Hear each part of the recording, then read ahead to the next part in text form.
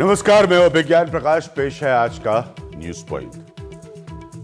मसला आप तमाम करोड़ों लोगों से जुड़ा हुआ, लाखों लोगों से जुड़ा हुआ बेरोजगारी, देश की बड़ी समस्याओं में से एक बेरोजगारी।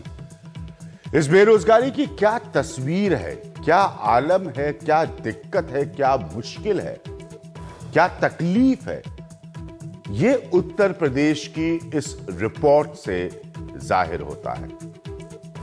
हम जीवन में शिक्षा हासिल करते हैं, तालीम हासिल करते हैं बेहतर रोजगार के लिए, बेहतर मौकों के लिए, लेकिन वो जब नहीं मिलता है तो किस किस्म का दबाव खुद के ऊपर, फ्रस्ट्रेशन खुद के ऊपर आता है, वो आप खुद समझ सकते हैं। ऐसे ही सरकारी नौकरी को लेकर हमेशा से कोशिशें रही हैं लोगों की, रहनी चाहिए। जब सरकारी नौकरी के थोड़े बहुत अपॉर्चुनिटीज निकलती हैं या मौके निकलते हैं तो किस तरह की प्रतिक्रिया होती है नौजवानों में जो बेरोजगारी से बुरी तरह से जूझ रहे हैं।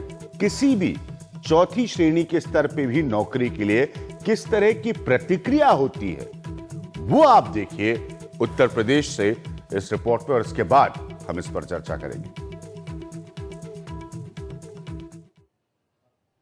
आलोक ने इलेक्ट्रॉनिक्स और कम्युनिकेशंस में बीटेक किया है। साल भर से कोई ढंग की नौकरी नहीं मिली तो विधानसभा सचिवालय में चपरासी बनने के लिए अर्जी लगा दी है। 16,000 रुपए महीना तनख्वाह मिलेगी और नौकरी भी सरकारी। जॉब अपॉर्चुनिटीज बहुत कम है सर मार्केट में, तो सर यहाँ जॉब निकली सचिवालय में तो भर दिया सर। खाली बैठने से अच्छा ही ये है कि कहीं भी सर कुछ भी कोई भी जॉब मिले तो। विधानसभा सचिवालय के गलियारों में इन बेंचों पे अब बड़े बड़े विद्वान चपरासी बैठेंगे।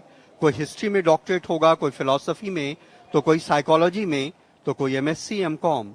चपरासी के 368 पदों के लिए 23 लाख से ज्यादा अर्जियां आई हैं।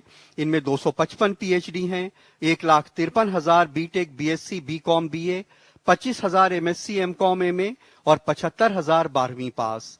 जबकि सरकार को दर्जा 5 पास ऐसे लोगों की जरूरत है जिन्हें साइकिल चलाना आता हो। मजबूरी कुछ भी कराती है।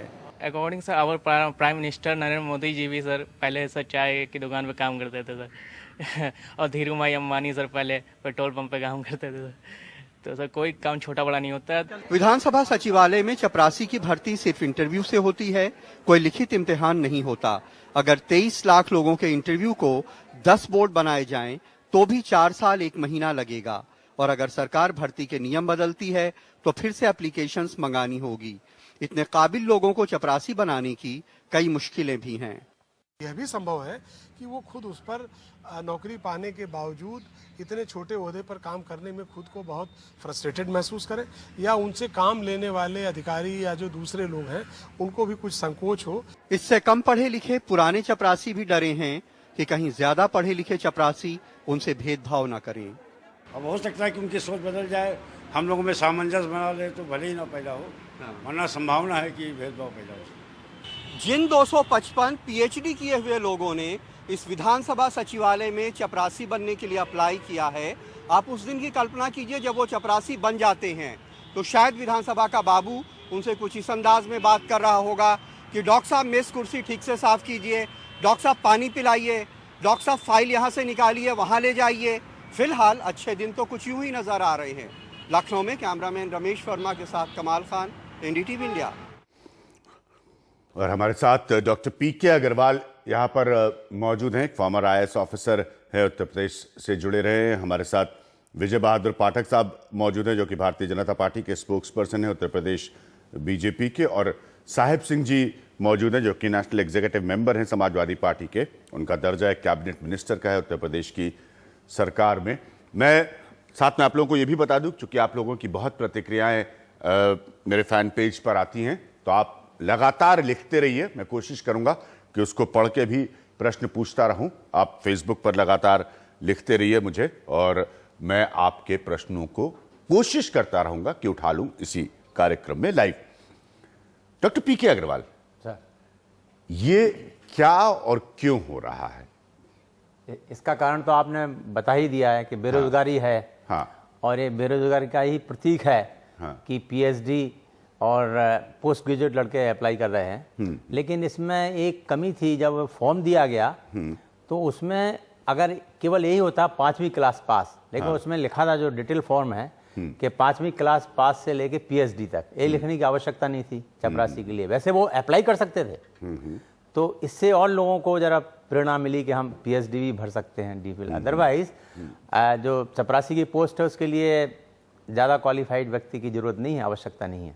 ठीक है, उस पोस्ट के लिए ज्यादा क्वालिफाइड व्यक्ति की आवश्यकता नहीं है। जो कमाल खान की रिपोर्ट बता रही थी, तो उसके हिसाब से आप समझिए कि अगर ये प्रोसेस, ये प्रक्रिया पूरी करेंगे वो, क्योंकि कोई लिखित इम्तिहान की बात नहीं, तो 4 साल से ज्यादा का वक्त लगेगा। तो अगर इस प्रश्न में समाजवादी पार्टी के मेहमान से भी पूछूंगा, तो अगर ये जगहें खाली थी तो तब भरने की क्यों नहीं सोची गई? अब तो सरकार के 1.5 साल बचे होंगे काम के, या 1.25 साल बचे होंगे काम के।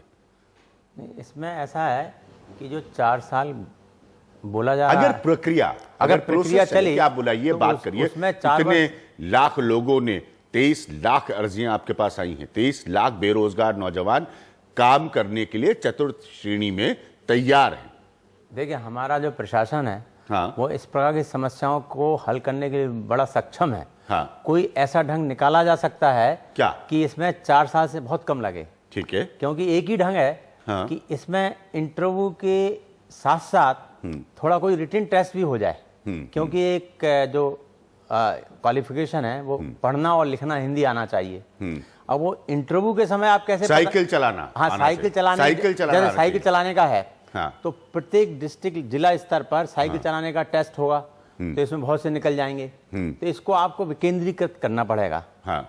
तो इसमें जो छन के लोग आए, हाँ। इसके अलावा एक आप उसमें रिटन टेस्ट कर सकते हो, क्योंकि पढ़ना लिखना हिंदी में है। हाँ। ये कैसे आप इंटरव्यू के समय पता लगाएंगे? ठीक, पढ़ना लिखना हिंदी में। तो मेरे साथ जैसे छोटे छोटे शब्द आपने लिख दिए, राम, हाँ। पढ़ के वो राम लिखिए। हाँ। तो इसका आप एक उसका पेपर कर सकते हैं, मतलब विथ प्रायर नोटिफिकेशन और with opinion, legal opinion also.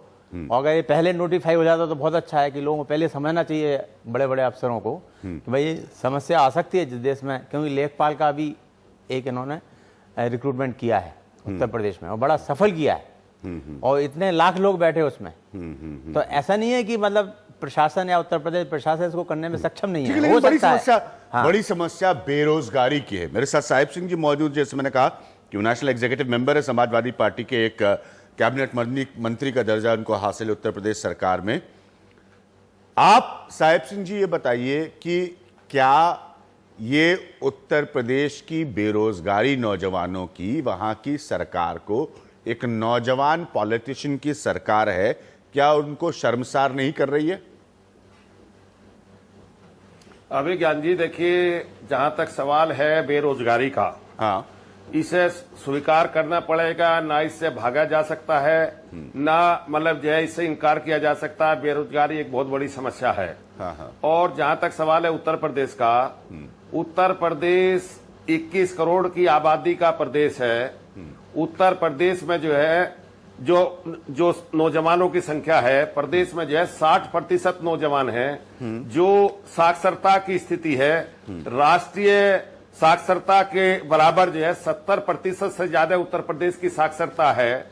और जहां तक सवाल है नौकरियों का, तो नौकरी की तो समस्या है, इसे तो कोई इंकार नहीं कर सकता। लेकिन जो हमारे प्रदेश की सरकार है, जब से अखिलेश जी की सरकार इस प्रदेश में बनी है 3.5 साल से, उत्तर प्रदेश की सरकार ने नौकरी को मुहैया कराने के लिए, नौकरी निकालने के लिए, नौजवानों को रोजगार देने के लिए बहुत सारे जो है रास्ते खोजे हैं, बहुत सारे प्रयास हो रहे हैं, बहुत सारे लोगों को नौकरी दी जा रही है। ये बिल्कुल सही बात है कि जो है कि थोड़ी सी नौकरी है उनके लिए इतनी बड़ी क्वालिफिकेशन के लोग उसके लिए अप्लाई कर रहे हैं। नौकरी दी जा रही है। 75 लाख लोग, 75 लाख नौजवान आपके एम्प्लॉयमेंट एक्सचेंजेस में रजिस्टर्ड है।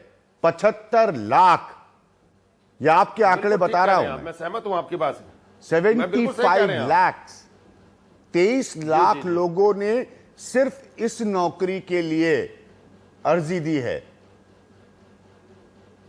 तो अभिज्ञान की जो सच्चाई है उससे भागा नहीं जा सकता। बेरोजगारी की तो बहुत बड़ी समस्या है, इसमें कोई दो राय नहीं है। लेकिन सवाल इसके लिए जो है 3.5 साल की सरकार को ही आप दोष नहीं दे सकते हैं। जो मतलब उत्तर प्रदेश की स्थिति है, उत्तर प्रदेश देश का सबसे बड़ा 21 करोड़ की आबादी का देश है और यहाँ साक्षरता दर बढ़ी है। आज 70% से ज्यादा साक्षरता है, 60% के करीब नौजवान हैं। तो ऐसी स्थिति में 3.5 साल में जितने रोजगार दिए गए, आप हर सरकार का औसत हर साल का आप निकाल लें, 3.5 साल में जितने रोजगार दिए हैं, आज तक किसी सरकार ने इतने रोजगार मुहैया नहीं कराए हैं और किसी सरकार ने इतने रोजगार नहीं दिए हैं। ठीक बात है, बेरोजगारी की बहुत बड़ी समस्या है। इसके लिए जो है किसी सरकार ने की समस्या, कुटीर उद्योग किसी सरकार ने साहिब सिंह जी आपके कह रहे किसी सरकार ने इतना रोजगार नहीं दिया है। मैं और आपको जो आपने जॉब फेयर्स लगाए थे उससे कितने लोगों को रोजगार मिला उसके आंकड़े पढ़कर सुनाओ आपको। कभी भी किसी सरकार में इतना रोजगार नहीं मिला जितना 3.5 साल में अखिलेश जी की सरकार में नौजवानों को रोजगार दिया गया। बीजेपी के पाठक जी हमारे साथ है, विजय पाठक जी, इतना रोजगार किसी और सरकार ने नहीं दिया। अभिज्ञान जी, बहुत महत्वपूर्ण मुद्दे को लेकर के आप चर्चा कर रहे हैं। हाँ। और जिस तरह से अब मैं साहेब सिंह का जवाब दूंगा तो बाकी सारे मुद्दे कट जाएंगे, लेकिन सीधा सा सवाल है कि ये उत्तर प्रदेश में इन्होंने कहा बहुत रोजगार दिया, मैं इनकी बात मान लेता हूं। कितने रोजगार दिए यही बता दें।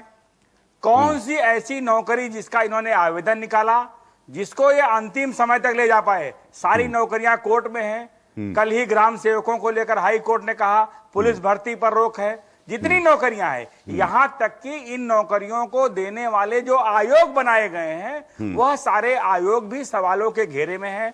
अधीनस्थ सेवा चयन आयोग, माध्यमिक शिक्षा सेवा चयन आयोग, उच्च शिक्षा सेवा चयन आयोग, और इन सेवा आयोगों में जिनको चयन के लिए नियुक्तियां की गई हैं उन्हीं पर सवाल है। हाई कोर्ट ने उच्च शिक्षा सेवा आयोग के 3 सदस्यों की नियुक्ति ही अवैध कर दिया कि जिनका ये चयन करने जा रहे हैं वो पात्र ही नहीं है। आज का जो मुद्दा है वो मुख्य विषय है कि इतनी एक सचिवालय की नौकरी के लिए इतने सारे लोगों ने आवेदन किया, तो आप स्थिति समझिए उत्तर प्रदेश में 1% से भी कम है नौकरियों का प्रतिशत जिले वाइज। नोएडा और लखनऊ को छोड़ दीजिए, जहां 2.9% और 2.5% है, बाकी जगहों पर यह रेट है। उत्तर प्रदेश में नौकरियों में एक तरह से ठहराव है। इन 3.5 वर्षों में जिन नियुक्तियों को किया इन्होंने, उन नियुक्तियों में इतनी प्रक्रियात्मक बदलाव किया कि सारी नियुक्ति आप पिछले 2 दिन से देख लिए। उत्तर प्रदेश में शिक्षा मित्रों को स्थिति को लेकर के सड़कों पर शिक्षा मित्र हैं, टीटी शिक्षक सड़कों पर हैं, बीपीएड शिक्षक सड़कों पर हैं, पुलिस की भर्ती पर रोक कोर्ट ने लगा रखी है। तो जो प्रक्रियात्मक दोष है उसके कारण नौजवान चाहता है नौकरी, सरकार बेरोजगारी की भी बात करती है। उत्तर प्रदेश में कुल मिलाकर के 6 से 7 लाख नियुक्तियां हो सकती हैं। लेकिन इस जब सरकार अखिलेश सरकार आई थी, बड़ी उम्मीद थी, बड़ा भरोसा था, इन्होंने बेरोजगारी भत्ते की बात की, पर नौकरियों के रास्ते आसान नहीं कर रही है। इन 23 लाख की भी जो अभी कमाल खान की रिपोर्ट थी और जो आप सवाल पूछ रहे थे तो उसमें अग्रवाल साहब से, उसमें मुझे भी लगा कि अगर जो भी प्रक्रिया बदलाई जाएगी, अगर कोई प्रक्रिया बदल होगी तो फिर यह नियुक्ति भी कोर्ट में चैलेंज होगी और एक बार फिर नौजवान चला जाएगा।